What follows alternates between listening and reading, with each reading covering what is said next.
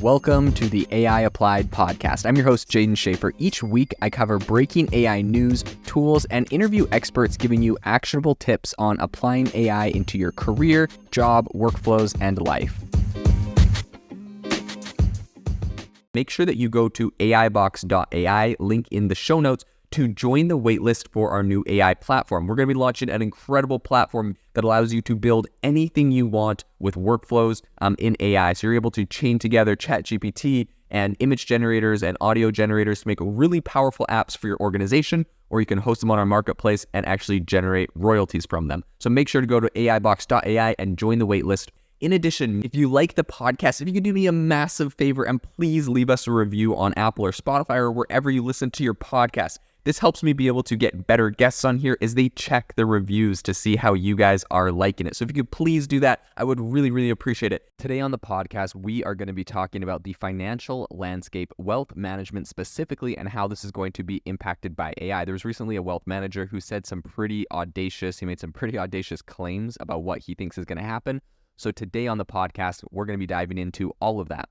So without further ado, let's jump into it. I believe the wealth management landscape is really bracing for a seismic shift as AI kind of ascends to the forefront and is really transforming a very fiercely competitive industry. A lot of people don't know this, but the industry is embroiled in a battle of fees and inflows, and now we have a whole new kind of interesting element, which is kind of these robo money managers. So according to a recent PwC survey, I would say the writing is kind of on the wall.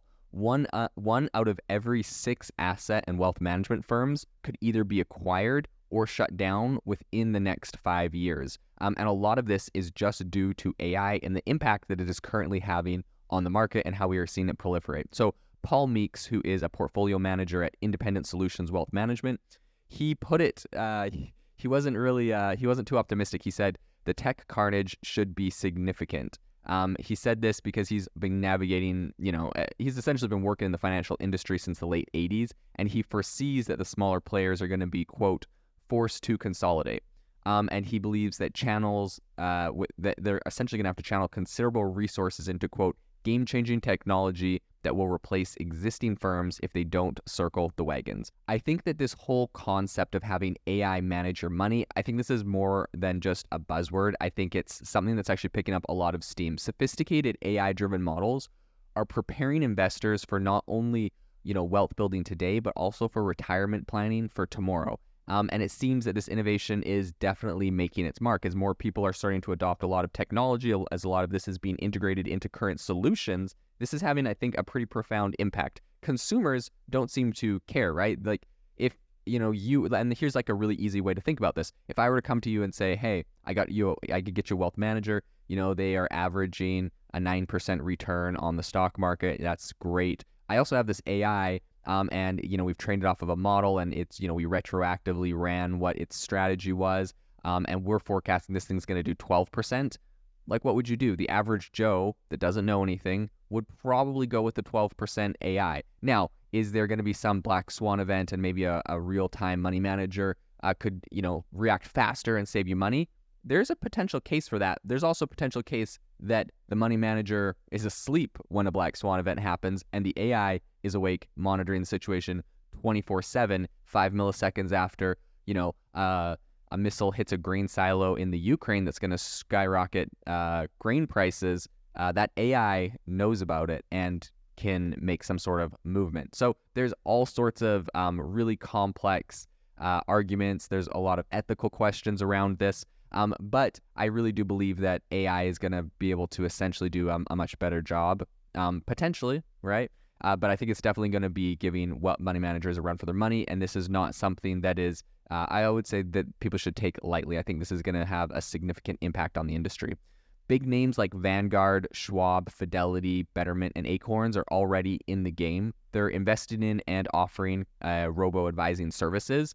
And Meeks believes that the strong will get stronger, not only because they have the technology vision, but because they have a tremendous resources to kind of execute this. So, He also says that there is a lingering question. He said, quote, Schwab and its big peers should have the edge here, but will they deliver? And I think that's always the big question. The big companies should have the edge, but lots of times we'll see them stall. And I hate to, point fingers at, a company like Apple, for example, who is obviously one of the largest companies in the world. But it would appear that in this, kind of AI boom we're seeing right now, they've been very slow to roll out any products, and arguably Microsoft is taking a lot of wind out of their sails and getting quite far, right? We're seeing like Microsoft make serious improvements in their financials because of this whole AI boom, and that because they were able to really strike while the iron was hot and be at the forefront of the, invested in the number one company coming out of this, OpenAI.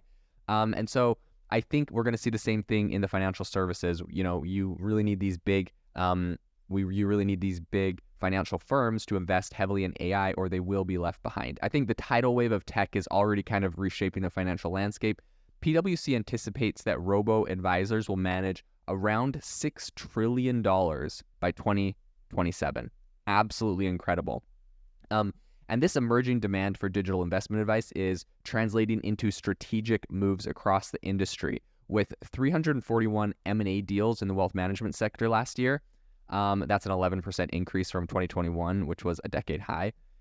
But according to Echelon Partners, firms are feeling the heat in pool investments in tech to weather the impending storm. So high-profile transactions such as Royal Bank of Canada's acquisition of Brewin Dolphin, HUB International's purchase of Wealth Plan Advisors, and Alera Group's Wealth Services buyout of Johnson Bernetti underscores a definite trend that we're seeing in the space. I think the pace of consolidation continues this year with some notable deals like JP Morgan's acquisition of, First Republic Bank, which of course was bankrupt, and so that makes sense, but also First Citizens Bank rescued Silicon Valley Bank, and UBS's kind of emergency takeover of Credit Suisse.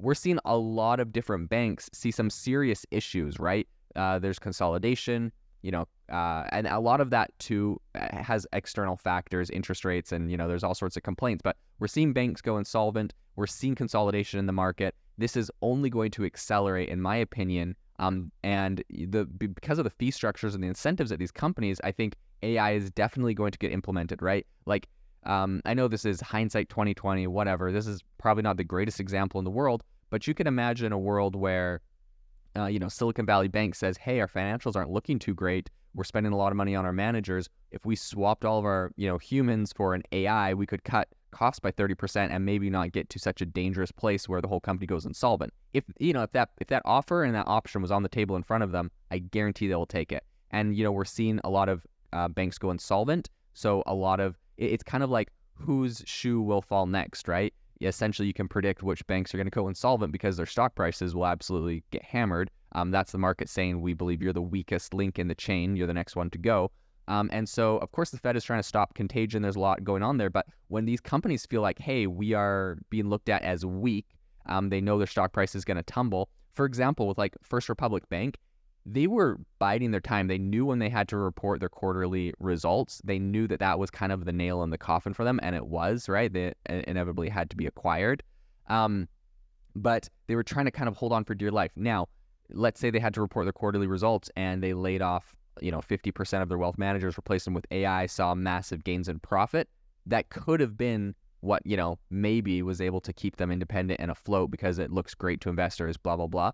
So, I mean, you got to think about some of these next banks that might be in these same situations. They're going to be making the same moves. So I just think this is going to be, whether you like it or not, whether people like it or not, whether consumers like it or not, this is probably going to be the direction that the industry goes because it's cheaper, and this industry is one that is, suffering right at the moment. So Stephen Dover, he's the head of Franklin Templeton Institute, and he suggests that the industry is kind of morphing into a barbell approach where large players escalate their scale and smaller specialized groups must become creative and to really thrive. So survival in this new era is clear cut. You pretty much have to embrace robots or become obsolete. That's what some people are saying. So Paul Meeks reminds us of a historical parallel. He says, quote, remember what happened when investors threw in the towel and started to invest entirely through ETFs? It killed many actively managed funds and those who ran and supported them. Those players were forced to consolidate to survive by scaling their expenses. I think the message is unambiguous. The rise of these robo-advisors, these AI advisors, is more than just a trend. I think it's a really fundamental shift in the world of wealth management. I think, the future is now, and the industry has to adopt or kind of risk being left behind. The rise of AI in finance isn't this dystopian prediction. I think it's a current reality, but I think the question remains, who will ride the wave and who is going to be swept away by it? This is what we'll be following. If you are looking for an innovative and creative community of people using ChatGPT, you need to join our ChatGPT creators community. I'll drop a link in the description to this podcast. We'd love to see you there, where we share tips and tricks of what is working in ChatGPT. It's a lot easier than a podcast, as you can see screenshots, you can share and comment on things that are currently working. So if this sounds interesting to you, check out the link in the comment. We'd love to have you in the community.